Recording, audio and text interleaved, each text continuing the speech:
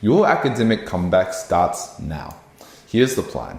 So if you're struggling with actually doing the work, you want to study, you know you actually want to achieve those high results, but you're struggling so hard to actually even do the work itself or getting yourself to motivate to study.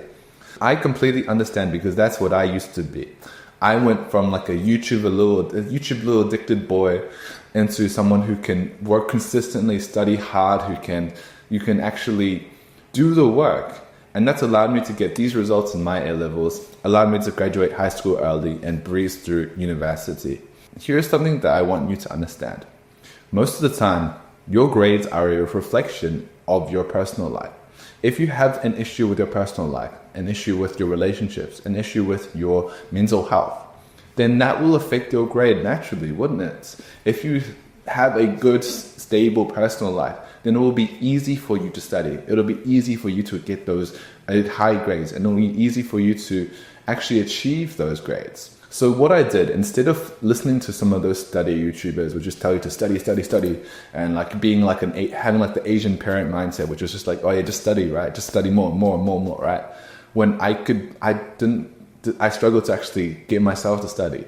What I did was I actually focused on my mental health first. I focused on my mental health. And from focusing on my mental health, that allowed me to study more. That allowed me to more automatically do the good habits like studying. Think about it in this way. If you had amazing mental health, would you struggle with studying?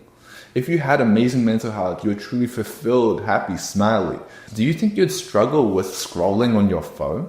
Do you think you would struggle with playing video games all day? Do you think you would struggle to actually do the work? You might actually be excited. You would be happy to do the work. You would enjoy learning new things when you study. I want you to have some of that energy where you study, but you're also happy as well. And so the way that we can achieve that is we can improve our mental health first. Focus on improving our happiness. Become happy, and then that will allow us to study better. So I focused on improving my mental health. And so what did I actually do? Mental health is often this vague thing that people like to talk about. It's like wellness or whatever, right? But I like to think about it in this way which has helped me. The way that I think of mental health is just think about it in terms of cause and effect, right? Not any of that woo shit, that bullshit, right? Just think about it in a cause and effect. These things are bad for your mental health. These things are good for your mental health. You stop doing some of the bad things and, you'll feel better, right? You'll feel better. Do more of the good things. So some of the bad things that you're doing that are affecting your mental health, right? I think you already know like what you're doing.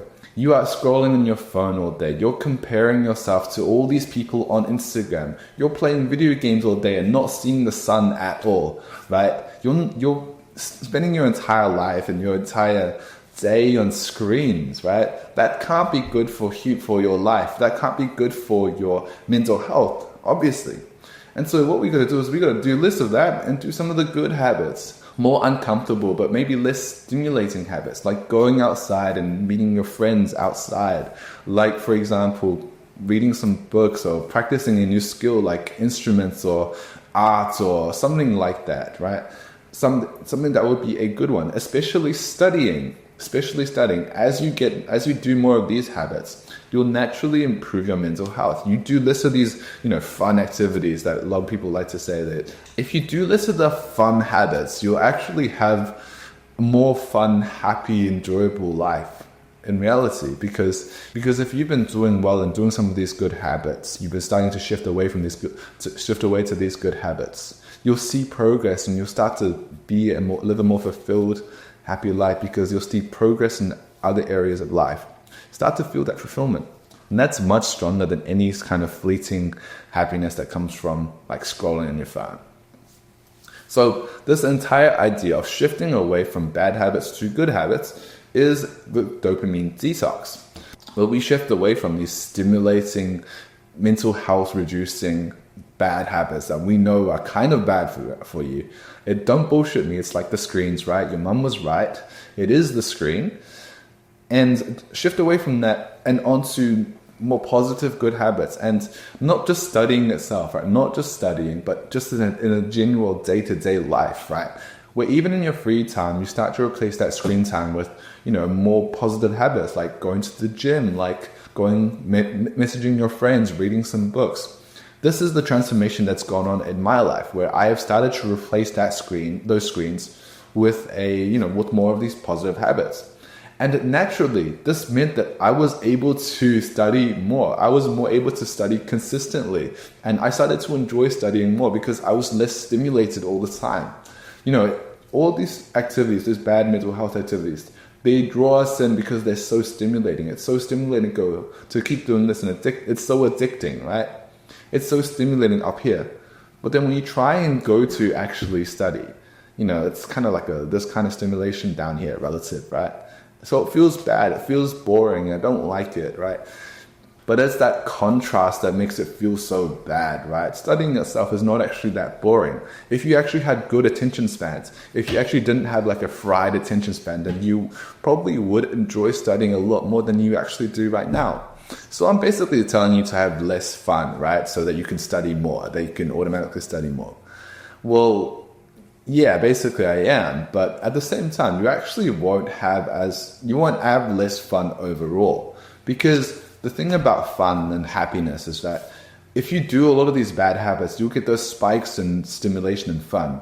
Everything else feels boring in contrast, doesn't it? If you play a lot of video games, you probably experience this, you play a lot of video games, then the rest of your life feels more dull and boring in comparison. But if you never had the video game, you'd find interest and enjoyment in other areas of life. You will find studying more interesting if you just start to cut out all that stimulating stuff, cut out all that screen time. I remember watching this documentary about children in Africa, and they were building schools there. And one of the teachers asked his children, "Do you guys like school?" And every single child said yes, they enjoyed learning these new things. They were grateful for the opportunity to learn these new things. Now, if all those kids had access to smartphones and TikTok, I doubt that they would have said yes. And I think it's just that comparison, that relative comparison, because learning is actually quite interesting if you don't have a fried attention span. And so what I did was start to replace that time I would normally spend on, scrolling on my phone or whatever. I'd start to replace it with good habits, with those good habits. Things like meditation, gratitude, like exercise, like going outside and socializing. All these habits that are good for you, that you just don't do enough of probably. You probably just don't do them. What I experienced was that I just started to experience how happy I think I was feeling. I was feeling so content with myself. I wasn't wasting hours of my day. I wasn't wasting hours of my life. I could do the hard work automatically. And basically, I could feel like it wasn't even that hard. It was more enjoyable to do it. But I was working hard and actually studying quite hard, and was working towards my goals. But at the same time, I was feeling really happy as well. And so basically, you get the best of both worlds. You feel happy and you're working towards your goals as well. Because, for example, if you're working towards your goals, you're working towards you're studying for a big exam, but you hate your life, right? Then you basically that's nothing. You don't actually gain anything, right? What's the point if you feel like your life is miserable, right? You study for these exams so that you can feel happy in the future. But why don't you just feel happy now, and then that will lead you to feel even more happy in the future, right? Because if you're happy now, you'll probably get better results in the future. One habit that I'd really like to emphasize to you is meditation, which I feel like has really helped me. Because, you probably already know about exercise and that kind of stuff, but I feel like not many people know too much about meditation, where meditation is just the practice of focusing on things that are happening right now. So meditation is literally the practice of practicing focus. It's practicing you being able to focus on something happening like your breath, or maybe the sounds, or your heartbeat, or something like that, right? And as you focus on your breath, every time you're going to naturally get distracted. You're going to think about something else. But as you get distracted, you'll start to notice, you have to notice yourself getting distracted and draw yourself back onto the breath. So every time you do that, you become better at focusing. Every time you do that, you can remind yourself to focus. And that's super applicable for studying, right? For example, you're studying your physics paper, right? But then you start to get distracted, you start to daydream, you start to think, oh yeah, someone told me this, or maybe I should text them back, or whatever, right? That. But no, you're supposed to be studying, right? And so thanks to all the meditation you've done, you help focus your back and guide yourself back onto the paper instead of actually going and getting distracted, right? I expand a lot more on meditation in my course below. Have a look at that. If you're a student, look at that. Top link in the description below. They'll help you out a lot.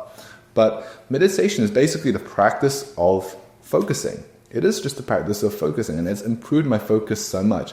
It's allowed me to do my work a lot better.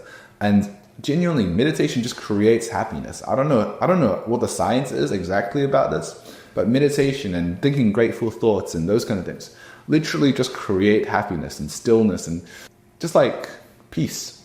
Just genuine peace. If you do it every day, do it consistently, it just creates such a good lasting effect that will make you feel happier overall.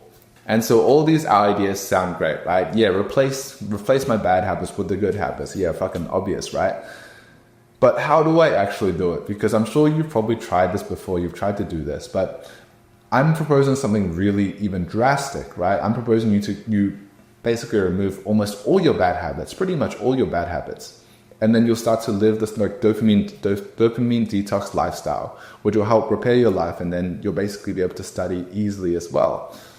So what tool would you use to actually achieve this? Well, one tool that you should be using, even if you're not even on a dopamine detox, is a daily timetable. You should be writing out a timetable and a schedule so that you can be consistent on some of these habits. For example, you have a morning routine. You know what time you're going to be studying every day. You know what time you're going to have lunch. You know what time you're going to have dinner. You know what time you're going to be exercising. What are you going to exercise tomorrow? All those little things that you can create a routine for yourself.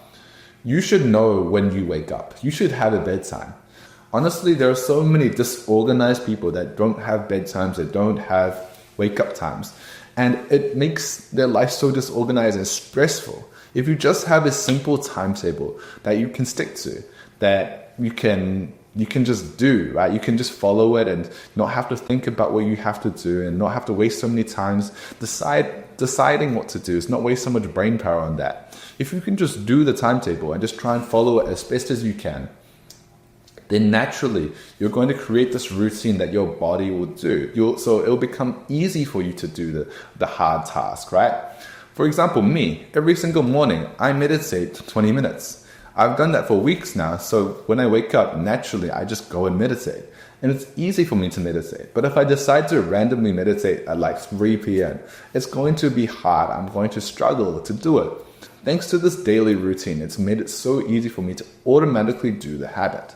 So if you create this kind of habit and try and stick to it, so if you create this kind of routine where you time block everything out, where you decide what you're going to do every single day, create an ideal dream routine, and just try and stick to that as best as possible, right? Because why do we have routines in school, for example? Why do we have routines for our classes? It's so that we automatically know what we do, so it doesn't change every single week, right? So you probably have already internalized these routines. You already know that what you do on Monday, what you do on Tuesday, what to do after physics class, right? You probably already know that. And so why don't you create a routine for yourself? Decide what you are going to do in the future. And obviously you're not going to stick to it every single day, but that's not the point, right? The point is that you follow it as best as possible. And if you only get 50% of the routine, then naturally that's still going to be a better day than if you didn't have a routine at all, right? Even if you just follow half of it. So following it as best as possible will still mean that you're making so much progress. Like if you just have your routine out on your phone all the time and just remind yourself of it all the time, it will naturally start to build and become internalized inside of your mind. Having this daily routine is what's really leveled up my self-improvement and my productivity as well, because I can automatically start to do the work. I already know that every day at 7 a.m. that is like work time. That is the time where I start to do these videos or do some assignments or whatever. So what I want you to do is try and create a routine that you can do every single day, or maybe like one on weekends and one on the weekdays, for example. and you try and apply this across the rest of your life, and just try and organize yourself, right? Organize yourself so that you know what you're doing at every single hour. Because if you don't know what you're going to be doing, if you just leave it up to the whims of yourself, what are you going to be likely to be doing? A lot of the time, if you just have a bunch of spare free time, you're going to be on your phone, right? You're going to be on your phone scrolling away, right?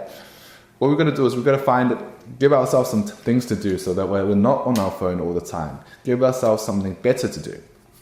So create that routine on Google Calendar and create it as an ideal routine of the life that you want to be living.